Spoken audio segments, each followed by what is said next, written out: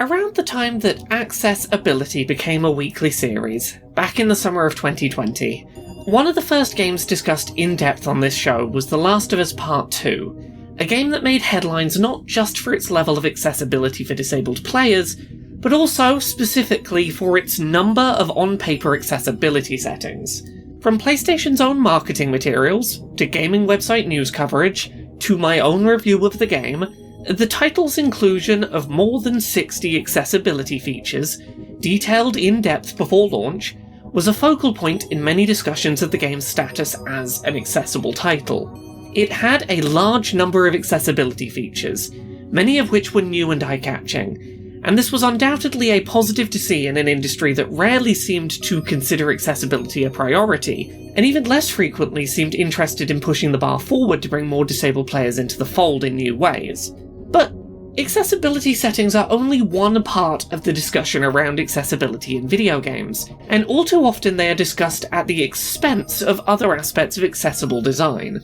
Accessibility settings are great. More customizability available to players allows for more customization of experiences, and in many cases that does bring more players into the fold, but it's not the entire discussion.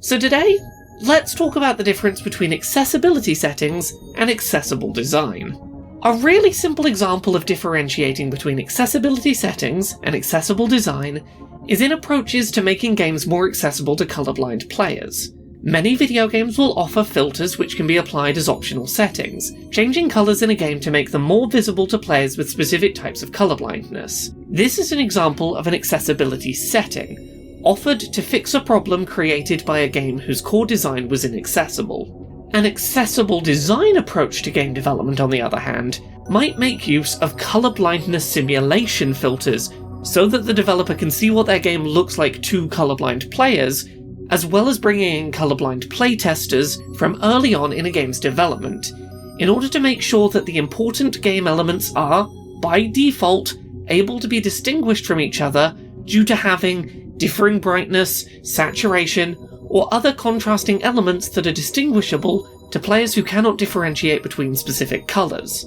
While both of these approaches seek to ensure that a game is more playable by colourblind players, one approach designs a game initially without consideration for accessibility as a baseline, and tries to address inaccessibility down the line, whereas the other approach attempts to make the core experience accessible in ways that might avoid needing to offer an accessibility setting at all. This isn't to suggest that an approach focused on accessible design is an easy route for a game developer to take. Using the colourblindness example that we just talked about, a game developer seeking to be accessible at a design level, without offering screen filters as a setting, may need to, throughout development, balance the conflicts between their artistic vision for how they want the game to look for the vast majority of players,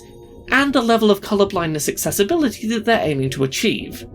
Do you focus on making primarily the key UI elements colourblind accessible? Are there points in your game that you want to have minimal visual contrast for narrative reasons that might make this kind of approach challenging? Is a series of filters a better approach for you to take because it achieves better results than trying to tweak your existing art choices and being reluctant to change colours in the ways that you would need to? These sorts of questions lack easy answers in many cases and require a lot of consideration and thought to navigate. The existence of accessible design in video games is one reason why the number of accessibility settings offered by a game like The Last of Us Part 2, while indicative of a probably very useful amount of customization, isn't inherently a reliable indicator of any particular game's level of accessibility, and is likely to become less of a useful indicator over time as more game developers start moving toward an accessible design-first approach to how they develop their games and make them accessible for disabled players. As a rule of thumb, a game that can advertise dozens of accessibility settings is gonna have a better chance at being accessible than a game that has no accessibility settings at launch, but a game not having an accessibility setting aimed at supporting a specific group of disabled players doesn't preclude that game from having been designed in a way that, deliberately or accidentally, is accessible to those disabled players. Accessibility settings on paper do not tell the whole story of a game's level of accessibility. Take, for example, the Street Fighter series. While the recently released Street Fighter VI does contain specific accessibility settings aimed at helping provide additional audio cues for sightless blind players who navigate combat using audio, there have been numerous blind players who enjoyed playing Street Fighter V,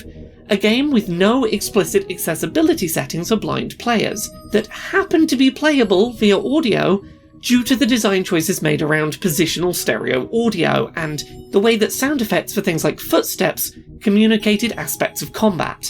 Street Fighter V lacked accessibility settings for blind players, but it did feature accessible design choices that supported those players. I know that accessibility in video games is about more than a list of settings offerings, but I know that I'm not immune to, at times, using the phrase accessibility settings as shorthand when I'm talking broadly about accessibility. Sometimes I do so for expediency, sometimes because I'm talking to an audience who might not engage with some of the nuances of accessibility discourse, and sometimes just because settings are something easy to quantify and be objective when discussing. I've had a lot of discussions with game developers behind closed doors over the past few years talking about gaming accessibility, and more often than not, those conversations are starting to revolve around how to focus less on accessibility settings and more on how to provide inherently accessible design. This isn't to say there's no place for accessibility settings in video games,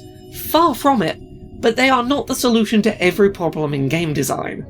Subtitles in video games need to be a setting. Some players find them distracting and need to turn them off, some need larger text, some want them offered in open dyslexic, others prefer a generic sans serif font option. High contrast mode isn't right for every player, and whether a player finds aim assist helpful or insulting is a matter of personal preference. Some aspects of game design, however, could simply be accessible as a baseline expectation, and in those cases it is actively great if we see a game offer one less accessibility settings option, even if that lowers the overall number of settings they get to proudly proclaim in a press release. From games like Among Us adding shapes to wire matching tasks so that they don't have to be solved via colour, to including a way to reread missed dialogue in games, to titles like Vampire Survivors being playable by one-handed players due to never needing multiple simultaneous inputs at once, to text in menus that is large in some games by default,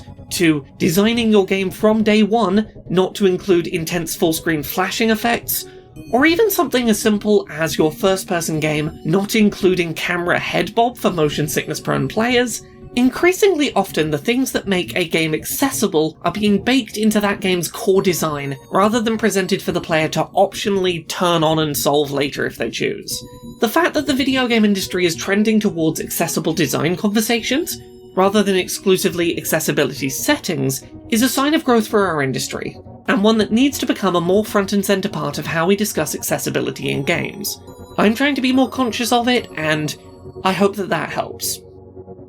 Thank you so much to this month's Patreon backers who help make this show possible.